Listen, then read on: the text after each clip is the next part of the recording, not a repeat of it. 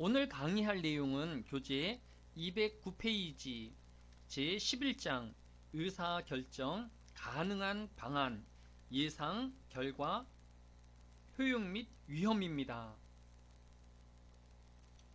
우리는 자정면을 먹을까, 짬뽕을 먹을까 선택을 위한 고민을 하곤 합니다.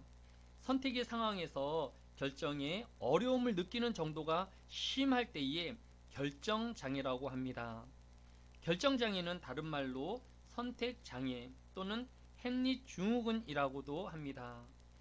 셰익스피어의 4대 비극 중 하나인 햄릿은 사느냐 죽느냐 그것이 문제로다 라는 대사로 널리 알려져 있습니다. 주인공 햄릿은 고민이 많았습니다. 자주 이유를 대면서 중요한 결정을 뒤로 미루는 우유부단한 인물이었습니다. 복수를 할지 또 말아야 할지 선택의 순간에서 갈등하다 주변에 민폐를 끼치는 햄릿의 모습에서 햄릿 증후군이라고 이름 지어진 것입니다. 현대인들은 과거에 어느 시대보다 더 많은 결정장애를 겪고 있습니다. 이런 결정장애를 부추기는 것은 현대가 너무 많은 선택의 여지가 있기 때문이라고도 합니다. 다양한 선택지가 있으면 더 선택하기 쉽다고 생각할 수 있는데 실제 생활에서는 정반대라는 것입니다. 미국의 한 연구팀은 식료품점에 어떤 날은 6종류의 잼을, 다른 날에는 24종류의 잼을 쌓아두고 어느 잼이 더 잘 팔리는지에 대해서 실험을 하였습니다. 실험 결과 24종류의 잼이 쌓인 날에 잼을 맛보는 쇼핑객들이 훨씬 더 많았습니다. 그러나 결과적으로 잼은 6종류의 잼을 내놓는 날에 더 많이 팔렸습니다. 즉 6종류의 잼 샘플이 있을 때는 쇼핑객들이 테이블 앞에서 잼을 살피는 횟수는 적었지만 구매하는 횟수는 24종류의 잼을 놓았을 때보다 10배나 많았다고 합니다. 이것은 더 많은 종류의 잼이 쇼핑객들의 결정 장애를 부추겨서 결국 그 어느 것도 선택하지 못하게 만든 것입니다.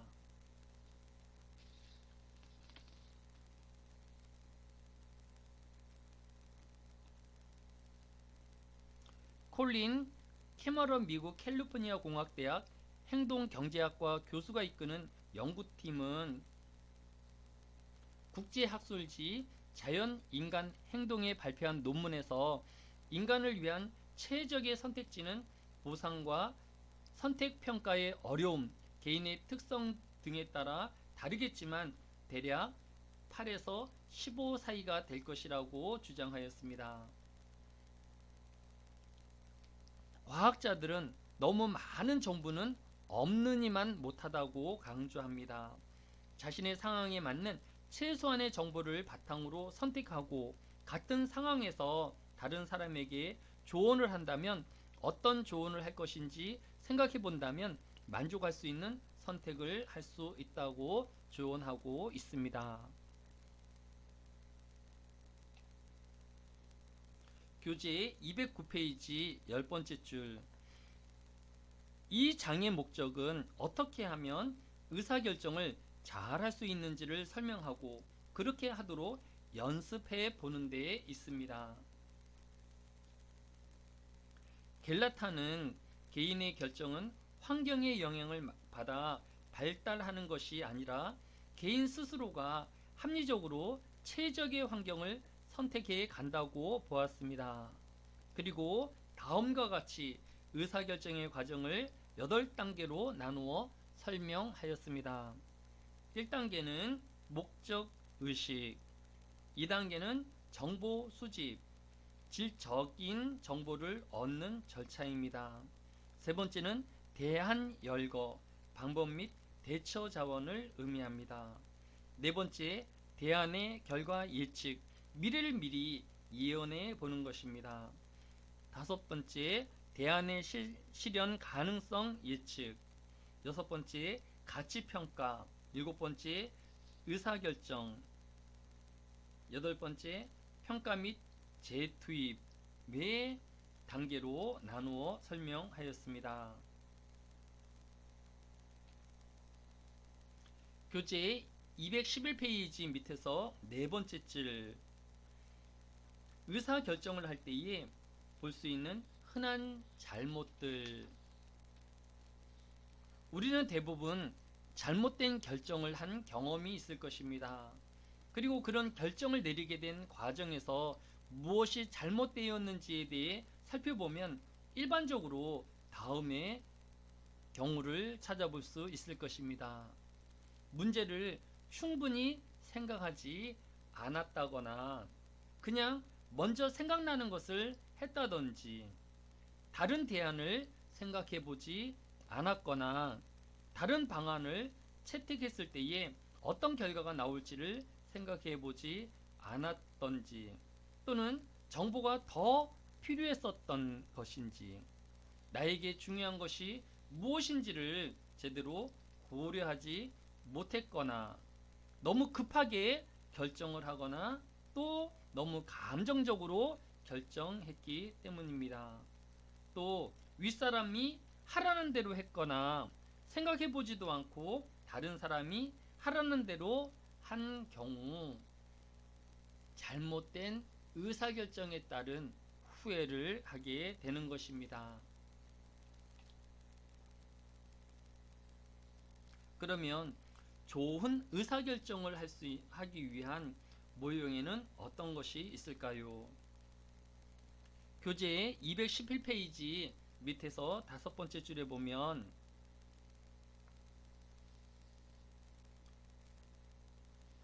우리가 필요에 따라 할 수 있는 좋은 의사 결정들의 모형을 제시하고 그 내용들을 구체적으로 살펴보겠습니다. 좋은 의사 결정 모형의 첫 번째는 합리 모형으로 고전적 모형이라고도 부릅니다. 이 합리 모형은 의사결정에 필요한 모든 지식과 정보를 수집하고 이를 객관적으로 분석, 종합하여 최적의 대안을 선택하는 것입니다. 이를 위해서는 모든 가능한 해결 대안을 인식할 수 있어야 합니다. 또한 각 대안의 모든 가능한 결과를 알 수 있어야 합니다. 세 번째, 그의 가치체계에 반대되는 결과를 평가해야 합니다.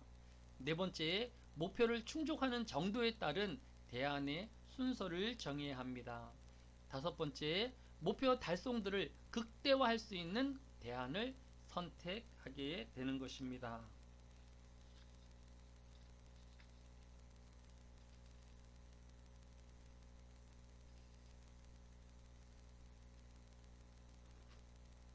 합리 모형은 의사 결정자가 해결을 위한 모든 대안들을 다 검토한 후에 대안 선택의 기준이 명확히 존재한다라는 것을 전제하는 모형입니다.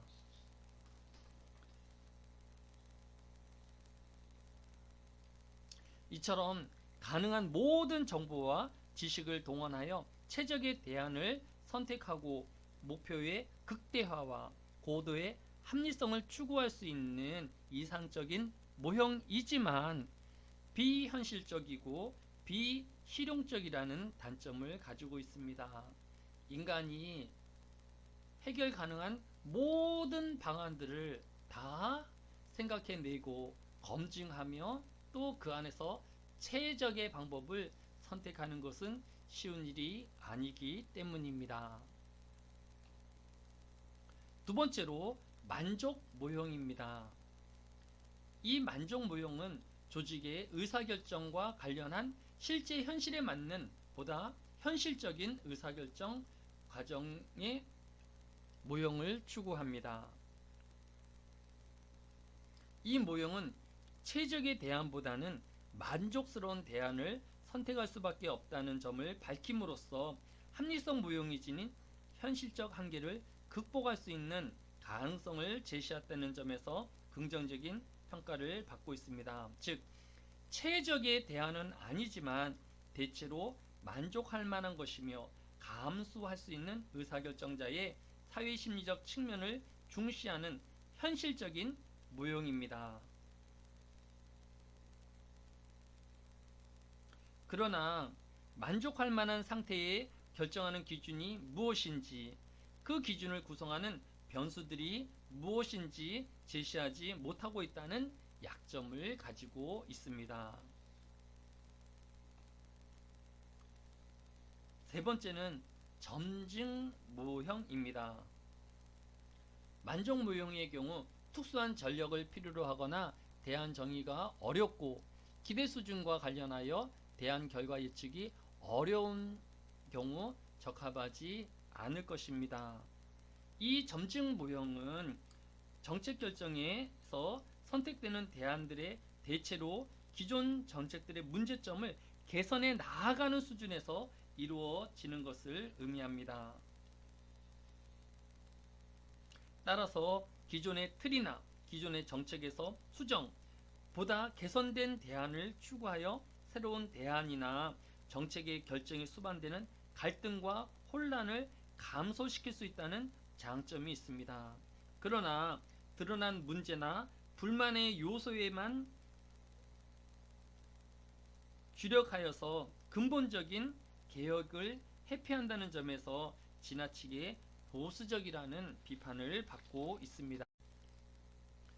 교재 212페이지 5번째 줄.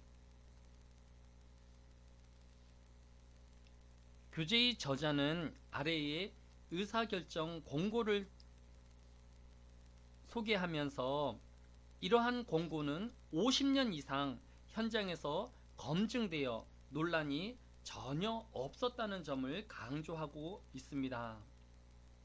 즉, 좋은 의사결정을 위해서는 왜 결정이 필요한지를 분명히 해라. 대안을 꼭 생각해 보라. 다양한 대안의 결과가 무엇인지를 생각해 보라. 결과가 나타날 가능성이 얼마나 큰지 또는 작은지, 그리고 그 결과가 얼마나 좋은 또 나쁜 것인지를 생각하라. 도덕적 책임이나 윤리의 책임을 적절히 고려해라. 결과에 비추어 어떤 대안이 최선인지를 비교해 보라 등입니다. 순서대로 살펴보면 교재 212페이지 밑에서 9번째 줄. 첫 번째, 왜 결정이 필요한지를 분명히 하라. 의사결정이 필요한 이유를 분명히 한다는 것은 때로 문제가 무엇인지를 명확히 한다는 의미입니다. 이를 위해 목적, 즉 달성하고자 하는 것이 무엇인지를 잘 생각해 보아야 합니다.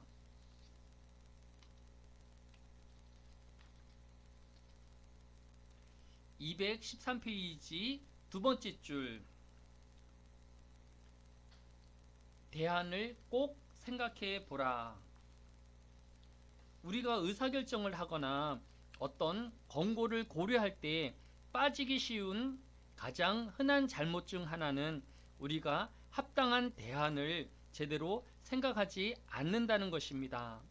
사실 대부분의 사람들은 자신이 하고자 하는 것을 정한 다음 나중에 그런 선택을 합리화하는 경우가 자주 있습니다. 해결책은 의사결정을 할 때 잠시 멈추어 서서 대안이 무엇인지를 살펴보아야 합니다. 하지만 낡은 습관을 바꾸기란 쉽지 않으며 따라서 새로운 습관을 체득하려면 훈련이 필요한 것입니다. 교재 215페이지 두 번째 줄. 3. 다양한 대안의 결과가 무엇인지를 생각해 보라. 스스로가 내린 결정에 대해 그렇게 될 줄은 몰랐다. 대안들의 결과를 따져보려면 상상력이 필요할 수도 있습니다. 어떤 가능한 결과는 아주 분명해서 당장 다른 마음속에 떠오르는 것도 있을 것입니다. 여러분은 이런 가능한 결과들을 미리 다 살펴본다면 여러분은 의사결정에 실망이나 좌절 혹은 실패를 덜 겪게 될 것입니다. 교재 216페이지 밑에서 5번째 줄 4. 결과가 나타날 가능성이 얼마나 큰지 또는 작은지 그리고 그 결과가 얼마나 좋은 또는 나쁜 것인지를 생각하라. 너는 결핵 예방 주사를 맞아야 한다. 그렇지 않을 경우 너는 결핵에 걸릴 수도 있기 때문입니다. 여기서 사람들은 행위의 가능한 결과에 관해 말하고 있습니다. 하지만 그런 일이 발생할 가능성이 어느 정도인지, 그런 일이 발생할 경우 그것이 얼마나 심각한 것인지에 관해서는 아무런 이야기도 하고 있지 않습니다. 이 두 문제도 아주 중요합니다. 복권으로 수백만 파운드에 당첨되는 것은 모든 사람이 바라는 아주 좋은 결과이기는 하지만 그럴 가능성은 매우 낮다는 것을 알아야 합니다. 이 예는 어떤 행위의 결과가 나타날 확률이 얼마인가 하는 문제와 그 결과가 얼마나 좋은 것인지 하는 문제가 아주 다르다는 점을 잘 보여주며 이 둘을 구분하는 것이 중요하다는 것을 말해 줍니다. 교재 218페이지 5번째 줄 도덕적 책임이나 윤리의 책임을 적절히 고려하라. 일반적으로 말해 여러분은 의사결정을 할 때에 결정들의 목록에 도덕적 또는 윤리적 책임을 포함시키고 그것들을 위반할 경우 얼마나 나쁜 결과가 생길지를 가름해 보아야 합니다. 예를 들어 복권을 샀을 때 생길 수 있는 결과와 아울러 부도덕한 행위를 약간 하게 된다는 점도 어느 정도는 따져 볼 것입니다. 그것이 어느 정도인지를 그 사람이 복권을 사는 것이 얼마나 심각한 도덕적 문제라고 보는지에 달려 있을 것입니다.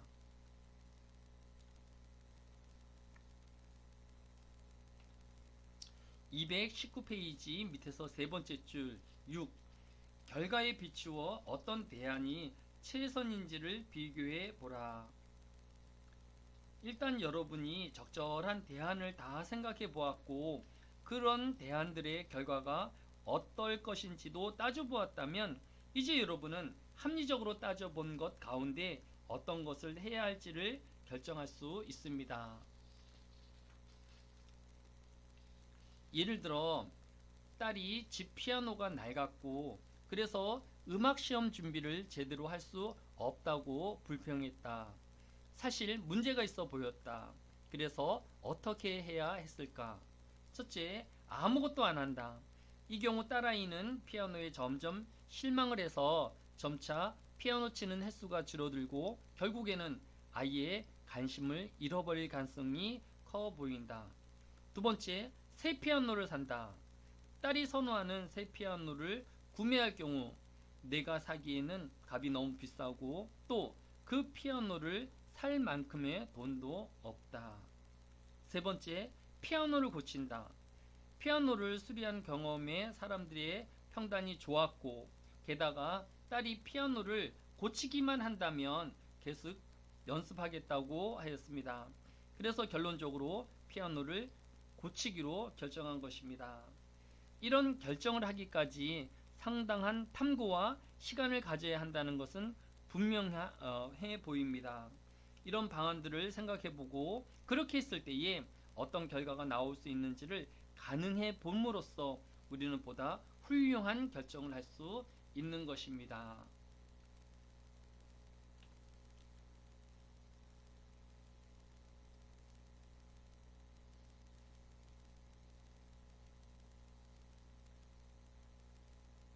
(11.4) 의사결정 절차와 올바른 결정을 하기. 교재 225페이지 11번째 줄. 의사결정 절차를 잘 따르게 되면 흔히 잘못을 피할 수 있고 일반적으로 그렇게 하지 않을 때보다 더 나은 의사결정을 할 수 있을 것입니다. 하지만 그렇게 한다고 해서 그것이 좋은 의사결정이라는 것을 보장해 주지는 않습니다. 왜냐하면 아주 잘 세운 계획도 그대로 이루어지지 않는 수가 있기 때문입니다. 이 점을 보여주는 실생활의 극단적인 예로 다음의 경우를 생각해 볼 수 있을 것입니다. 1965년 당시 90세인 칼망은 자신의 변호사에게 아파트를 물려주는 대신 매달 2,500프랑을 받기로 하였습니다. 그러나 칼망은 1995년에 세상에서 가장 오래 살았던 인물이 되었습니다. 이로 인해 변호사는 아파트 가격의 3배에 달하는 돈을 지불해야만 했습니다. 1965년 당시로서는 칼망의 가족 변호사였던 라프레이는 아주 합리적인 거래를 했던 것이었습니다. 왜냐하면 90살의 칼망이 그렇게 오래 살리라고는 예상하지 못했기 때문입니다. 하지만 결과만 본다면 그것은 엄청나게 비싼 대가를 치른 거래였습니다. 교재 226페이지 첫 번째 줄에 보면 그렇다면 분명히 의사결정의 질을 판단하는 데 두 가지 방안이 있는 셈입니다. 하나는 결과를 보고하는 것입니다. 다른 하나는 의사결정을 하는 과정에 사용된 절차와 질을 보고하는 것입니다. 누구나 자신의 의사결정이 좋은 결과를 낳기를 바랄 것입니다. 하지만 대부분의 사람들은 또한 아주 합리적인 절차를 따르더라도 일이 잘못될 수 있다는 사실을 알고 있습니다.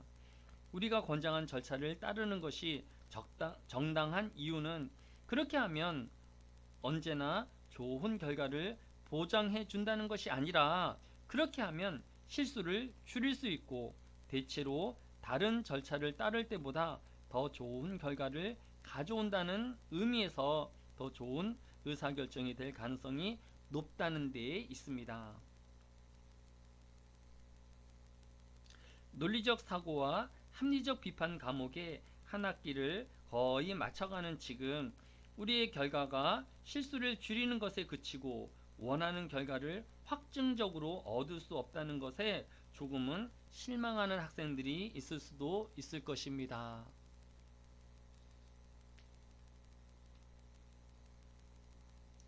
(1927년) 하이젠베르크는 양자역학의 근간이 될 중요한 이론인 불확실성의 원리를 발표하였습니다.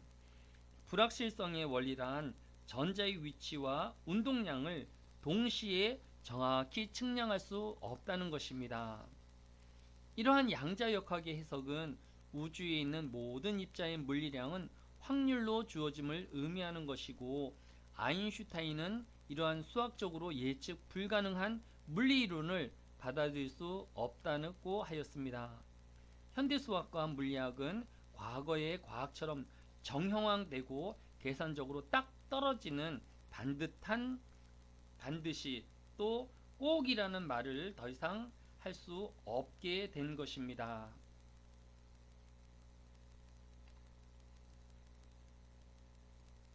(1970년대) 후반 존 케네스 갤브레이스는 현대를 사회를 주도하는 지도 원리가 사라진 불확실한 시대라고 규정하고 불확실성의 시대라고 불렀습니다.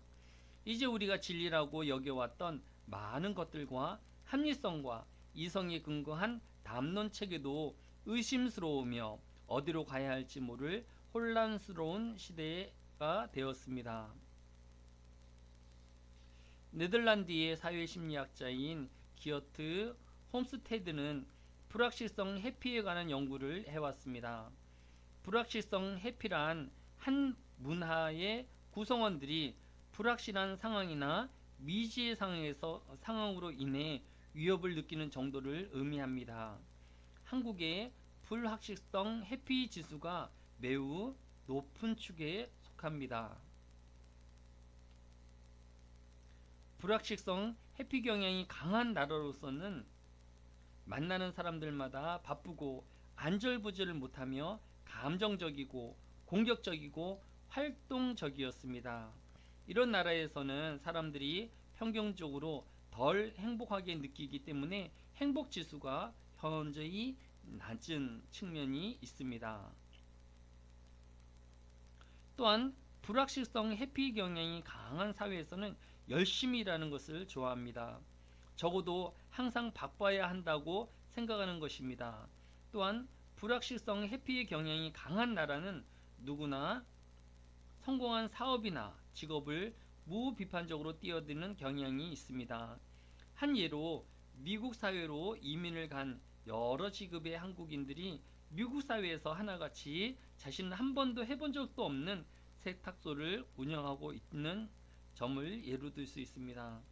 선진국 국민들이 남들이 하지 않는 직업에 자부심을 느끼고 새로운 영역을 개척해 나아가는 모습과 차이를 보이고 있는 것입니다. 많이 일하고 바쁘게 살면서도 행복지수와 만족도가 낮은 불확실성 해피 경향이라고 생각된다면 이제 남과 비교하려는 상대주의를 버려야 합니다.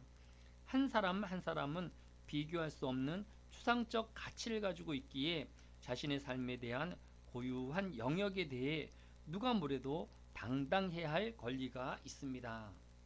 비록 눈에 보이지 않더라도 남과 비교할 수 없는 그 무엇, 그 어떤 것이든 나만의 이유를 찾아 보아야 합니다.